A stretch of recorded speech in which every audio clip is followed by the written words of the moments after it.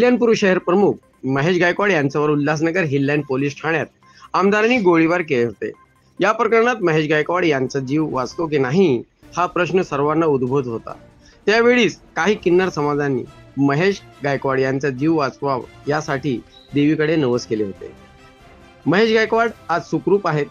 ज्या तृतीयपंथींनी देवाकडे नवस केले होते त्यांनी महेश गायकवाड यांची भेट घेतली आणि महेश गायकवाड यांना आशीर्वाद दिले।